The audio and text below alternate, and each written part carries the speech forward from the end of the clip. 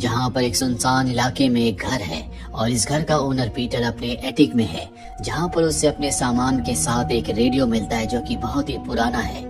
उसे इस रेडियो के बारे में कुछ नहीं पता। अब उसे ऑन करने की कोशिश कर रहा होता है, तभी उसकी वाइफ वहाँ पर आती है और कहती है कि जल्दी खाना खाने के लिए नीचे आ जाओ। पीटर अपनी वाइफ को भी वो रेडियो दिखाता है और बताता है कि ये पुराने बॉक्स में था।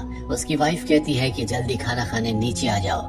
ये कहकर वो नीचे चली जाती है और अब पीटर उस रेडियो को ऑन कर देता है और जैसे ही रेडियो ऑन होता है टीवी के सिग्नल चले जाते हैं। घर की जो क्लॉक होती है उसकी टिक टिक बंद हो जाती है और इसके बाद रेडियो के अंदर से आवाज आती है, चुप रहो, वो हमें सुन सकता है। पीटर ये आवाज सुनकर रेडियो को बंद कर देता है, पर कुछ ही देर बाद वो एक बार फिर से रेडियो को ऑन करता है और तभी एटिक में उसे एक लेडी दिखती है जो खुद रेडियो को बंद करके वहाँ से गायब हो जाती है। पीटर घबरा जाता है, उसे लगता है कि ये उसका भ्रम है, इसीलिए वो एक बार फिर से रेडियो को ऑन करता है। तभी वो लेडी एक बार फिर से आती है और कहती है, चुप रहो, वो हमें सुन सकता है, और फिर से रेडियो को बंद करके वहाँ से गायब हो जाती है। और पीटर समझ चुका है कि यहाँ पर कुछ न कुछ गड़बड़ है। वो यहाँ से निकलना चाहता है, पर तभी उसके पैर से खिलौना टकरा जाता है, जिसकी आवाज से वहाँ पर एक आदमी की आत्मा आती है और पीटर के ऊपर हमला कर देती है। पीटर की आवाज सुनकर उसकी वाइफ अब ऊपर की तरफ आ रही होती है। इसके बाद हम पीटर के चीखने की आवाज सुनते हैं। दूसरी तरफ हमें पीटर की बेटी को दिखाया जाता है जिसका नाम एमा है। वो एक सिंगर बनना चाहती है और आज वो ऑडिशन के लिए आई है, पर जब उसका ऑडिशन होता है तो बहुत ज्यादा घबरा जाती है, जिस वजह से वो अपना ऑडिशन नहीं दे पाती। इसके बाद वो अपने बॉयफ्रेंड से मिलती है और उसे बताती है कि मैं एक बार फिर से घबरा गई, इसीलिए अच्छे से परफॉर्म नहीं कर पाई। उसका बॉयफ्रेंड कहता है कि तुम चिंता मत करो, जल्दी तुम बहुत बड़ी सिंगर बनोगी। तभी एमा की मॉम का कॉल आता है। वो बताती है कि तुम्हारे पिता की तबीयत बहुत ज्यादा खराब है, तुम्हें जल्दी इटली वापस आना होगा। वो अपने बॉयफ्रेंड के साथ इटली वापस आ जाती है, जहाँ पर वो अपनी मॉम से मिलने के लिए हॉस्पिटल जाती है। डॉक्टर आकर बताता है कि तुम्हारे पिता की हालत बहुत ज्यादा खराब है, उनके शरीर पर घाव के निशान हैं, उनके सर पर गहरी चोट आई थी जिस वजह से उनके दिमाग में क्लॉट हो गया और वो कोमा में चले गए। साथ ही तुम्हारी मॉम के शरीर पर भी घाव के निशान है। मुझे लगता है कि तुम्हारे पिता ने उनके साथ हिंसा की है, यानी कि मारपीट, जिस वजह से उसकी मॉम ने उसके पिता को यानी कि पीटर को सीढ़ियों से नीचे धक्का दे दिया और वो कोमा में चले गए। इसके बाद एमा अपनी मॉम के पास जाती है। उनके चेहरे पर घाव के निशान है। वो कहती है कि हॉस्पिटल आज रात को आपको ऑब्जर्वेशन में रखना चाहता है। जिसके बाद यहाँ पर एमा की मॉम को नर्स लेने के लिए आ जाती है। एमा की मॉम एमा को बताती है कि पिछली रात को तुम्हारे पिता ने मेरे साथ हिंसा जरूर की थी, पर वो तुम्हारे पिता नहीं थे। ये मेरी कार की कीज है, पर घर मत जाना, वहाँ पर तुम सुरक्षित नहीं हो। इसके बाद एमा की मॉम को नर्स अपने साथ ले जाती है। एमा का बॉयफ्रेंड होटल बुक कर रहा होता है, पर एमा मना कर देती है और कहती है कि हम घर जाएंगे। इसके बाद ये दोनों के दोनों अपने घर आ जाते हैं, जहाँ पर एमा अपने बॉयफ्रेंड को अपना घर दिखाती है। यहाँ पर उसका स्टूडियो भी होता है जो कि साउंड प्रूफ है। वो अपने बॉयफ्रेंड को बताती है कि मैंने यहीं पर कई घंटे प्रैक्टिस की है, साथ ही मैंने अपनी जिंदगी का पहला गाना यहीं पर अपने डैड के साथ रिकॉर्ड किया था। इसके बाद वो अपने बॉयफ्रेंड को एटिक में ले जाती है और बताती है कि ये मेरे डैड की फेवरेट जगह है, यहाँ पर वो छोटी मोटी चीजों को रिपेयर करते हैं। यहाँ पर वो रेडियो भी होता है, जिस रेडियो को ऑन करने के बाद सारी घटनाएं घटी थी। एमा बहुत ज्यादा सैड है। वो अपने बॉयफ्रेंड से कहती है कि मुझे यकीन नहीं होता कि डैड ने मॉम के ऊपर हाथ उठाया। उसका बॉयफ्रेंड कहता है कि तुम चिंता मत करो, सब कुछ ठीक हो जाएगा, फिलहाल मैं खाना बनाने नीचे जाता हूँ। उसका बॉयफ्रेंड नीचे चला जाता है।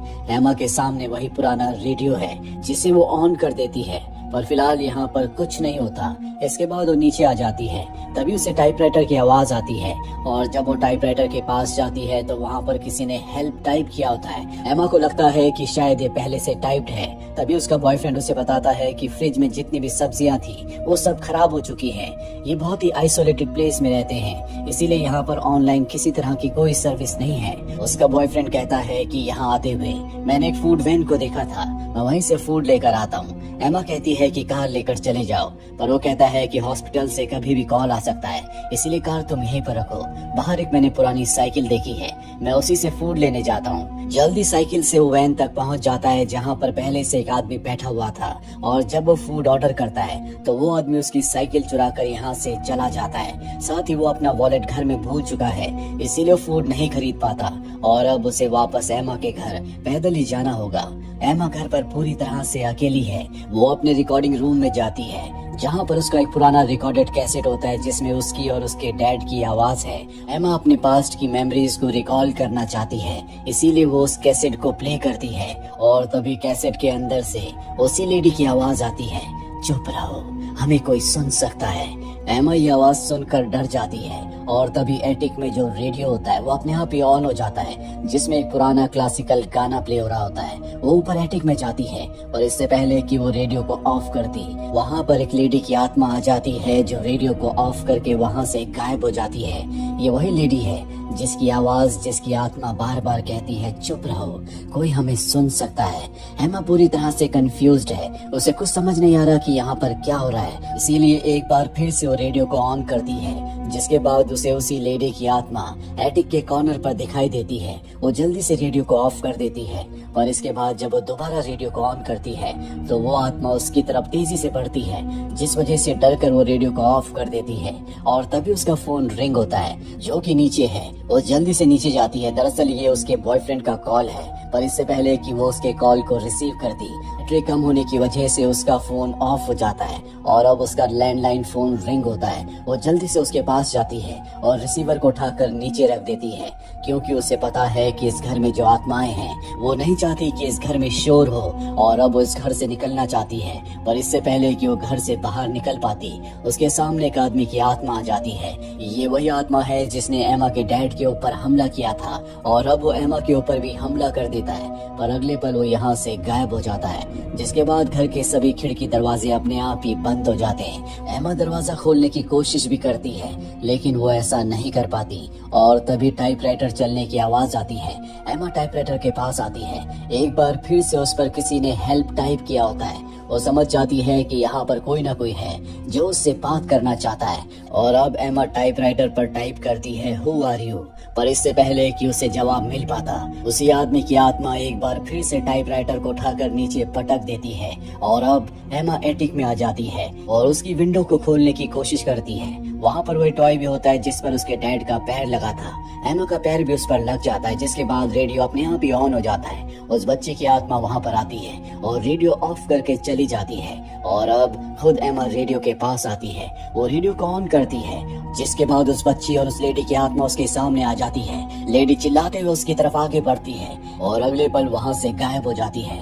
एमा खिड़की को खोलने की कोशिश करती है, पर अब वहाँ पर उस आदमी की आत्मा आकर उसे उठाकर नीचे पटक देती है, जिससे एमा बेहोश हो जाती है। जिसके बाद एक बार फिर से उसी लेडी की आत्मा रेडियो को ऑफ कर देती है। एमा को कुछ देर के बाद होश आता है। वो बहुत ज्यादा डरी हुई है। वो नीचे अपने साउंड स्टूडियो में चली जाती है जो पूरी तरह से साउंड प्रूफ है। यहाँ पहुँचने के बाद सबसे पहले वो अपने फोन को चार्जिंग पर लगाती है और एक बार फिर से उसी कैसेट को सुनती है जिसमें उसने लेडी की आवाज को सुना था और अब भी उसमें से वही आवाज आ रही होती है, चुप रहो, वो हमें सुन सकता है। एमा पूछती है कि कौन सुन सकता है, जिसके बाद उस आदमी की आत्मा कहती है, मैं। एमा पूछती है कि तुम क्या चाहते हो।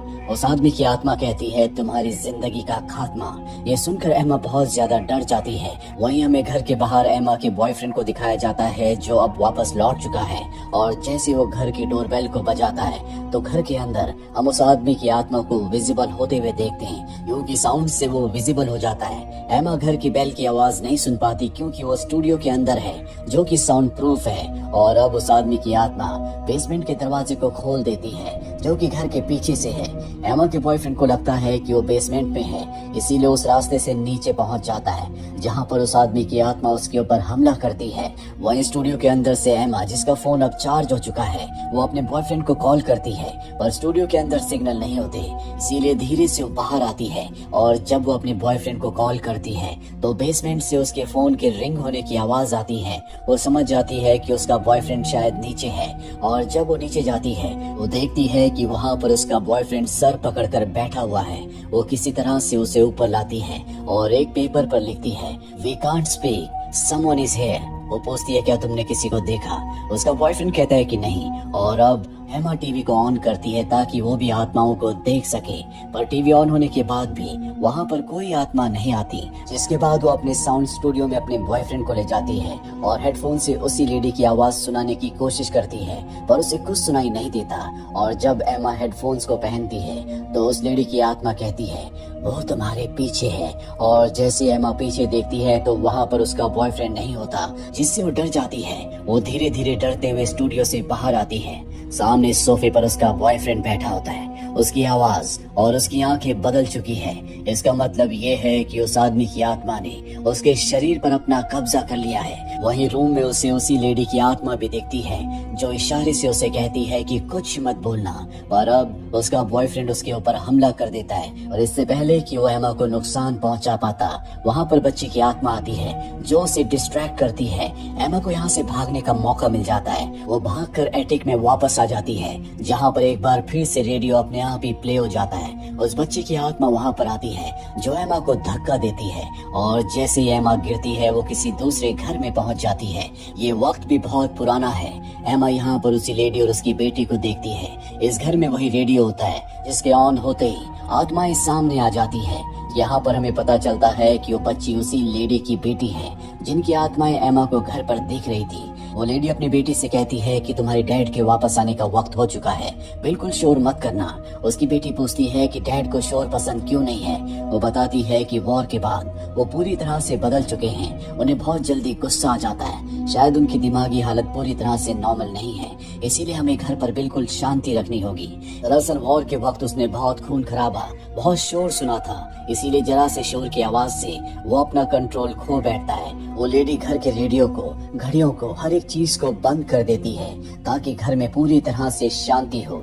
जल्दी उसका हस्बैंड वापस लौट जाता है जो वही आदमी है जिसकी आत्मा ने एमा के डैड, एमा के बॉयफ्रेंड और खुद एमा के ऊपर हमला किया था। वो डाइनिंग टेबल पर अपना सर पकड़कर बैठा हुआ होता है और जब उसकी वाइफ उसे खाना सर्व कर रही होती है तो गलती से उसके हाथ से प्लेट गिर जाती है, जिससे वो अपना कंट्रोल खो बैठता है और अपनी वाइफ को एक थप्पड़ मारता है। उसकी बेटी डरी सहमी सब कुछ ये देख रही होती है। कुछ देर के बाद जब उसकी बेटी अपना टॉय उठाने के लिए जाती है जो रेडियो के पास था, वो गलती से रेडियो गिर जाता है और ऑन हो जाता है। वो आदमी अपना दिमागी संतुलन खो बैठता है। वो अपनी बेटी को सबक सिखाना चाहता है, उसे पीटना चाहता है और जब वो उसकी तरफ बढ़ रहा होता है तो उसकी वाइफ उसे रोकने की कोशिश करती है।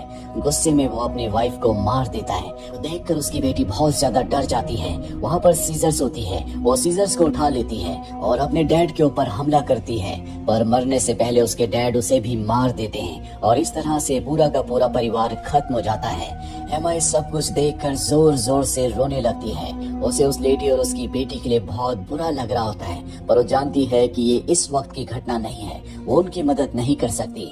जो कुछ भी उस बच्ची की आत्मा ने उसे दिखाया है वो पास्ट का सिर्फ एक रिफ्लेक्शन है और अब उसका बॉयफ्रेंड एटिक में आकर उसके ऊपर हमला कर देता है। पर इससे पहले कि वो एमा को मारता, एमा के हाथ में टॉय आ जाता है जिससे वो उसके सर पर हमला करके नीचे साउंड स्टूडियो के अंदर आ जाती है। जल्दी उसका बॉयफ्रेंड भी बाहर आ जाता है जो सामने लगे हुए ग्लास में एमा को देख सकता है और अब वो भी स्टूडियो के अंदर चला जाता है और एमा जल्दी से स्टूडियो के बाहर आकर उसे बाहर से लॉक कर देती है। दरअसल उसके बॉयफ्रेंड ने ग्लास पर जो उसे देखा था वो सिर्फ एमा की रिफ्लेक्शन थी, जबकि वो पीछे छुपी हुई थी और अब उसने उसे अंदर लॉक कर दिया है। बाहर आने के बाद वो अंदर लाउड म्यूजिक प्ले करती है ताकि उसके बॉयफ्रेंड के अंदर से उस आदमी की आत्मा बाहर निकल जाए। आवाज से उस आदमी की आत्मा को बहुत तकलीफ हो रही होती है, इसीलिए स्टूडियो के अंदर वो सब कुछ तोड़ फोड़ करना शुरू कर देता है। यहाँ पर एमा घर के सभी डिवाइसेस को ऑन कर देती है और एटिक में जाकर छुप जाती है और अब उसका बॉयफ्रेंड जिसके अंदर उस आदमी की आत्मा है जिसने उसके शरीर पर कब्जा किया है, वो स्टूडियो के ग्लास को तोड़कर ऊपर एटिक में आ जाता है। एमा उसके सामने है।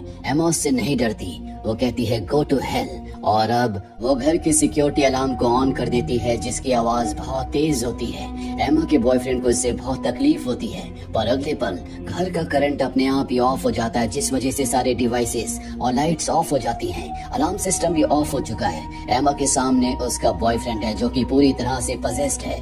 एमा के पास बचने का अब कोई रास्ता नहीं है, पर तभी रेडियो एक बार फिर से ऑन हो जाता है। जिसके अंदर से उस आदमी की वाइफ और उसकी बेटी की आवाजें आना शुरू हो जाती है। और उन आवाजों को सुनकर एमा के बॉयफ्रेंड के अंदर जो उस आदमी की आत्मा है उसे बहुत तकलीफ होती है। एमा समझ जाती है कि ये आदमी बाहरी साउंड से ज्यादा उसकी बेटी और उसकी वाइफ की आवाजें उसे तकलीफ देती है। तभी उसकी वाइफ और उसकी बेटी की आत्माएं वहाँ पर आ जाती है, जो एमा के हाथ पकड़ लेती है और जोर से चिल्लाती है। एमा भी उनके साथ चिल्लाती है।